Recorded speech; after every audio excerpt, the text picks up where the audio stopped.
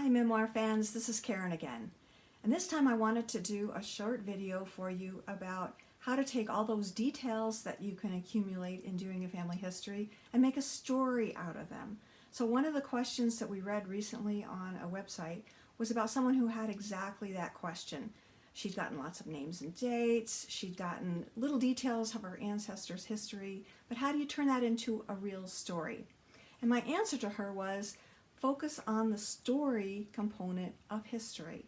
So history, when you think about it, isn't just names and dates and raw data like when somebody married and what town they were from. It's about the ups and downs of their life. It's about conflict. It's about happy times. It's about surprises. And most of all, it's about the struggles that we all have in life and that we somehow find a way to overcome. So let me give you a really quick example of taking history and turning it into a story. In this case, I was writing about a young man who was serving in World War II. And we knew the date that he was born, we knew the date that he enlisted, we knew where he went. He was over in Italy during the war. We knew that he wrote his parents one last letter because that letter was printed in the local newspaper. But beyond that, we didn't have a whole lot about his actual final moments. And yet we were able to make a story of it, a readable story of his life, and something that I hope honors him and his family as well. So let me read you just really quickly what we came up with from the details that we were able to assemble. Kevin had been cooped up in a foxhole for several days with his unit, the 88th Division of the 351st Infantry. And while there, he'd been thinking of his folks back home. Now, we know that, of course, because he wrote them a letter, right?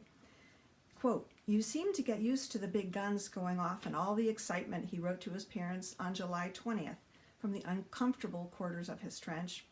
Still, he sought to add a reassuring touch in his letter.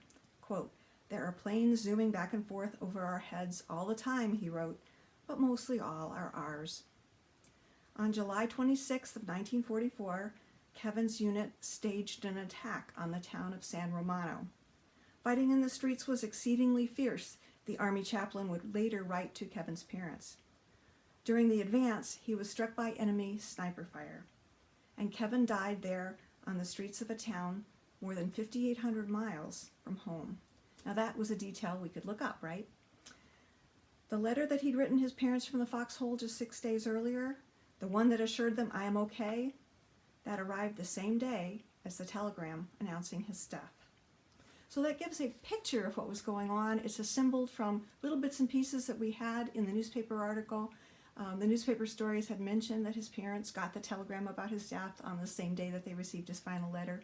So it makes a story of the pieces that we're able to assemble, and it honestly and accurately, hopefully, represents the kind of experience that Kevin would have had in those trenches during World War II. So that's a brief tip on how to use the story in history to tell a really compelling piece of your family's story. Thanks so much for listening, and I hope to see you again soon. Bye-bye.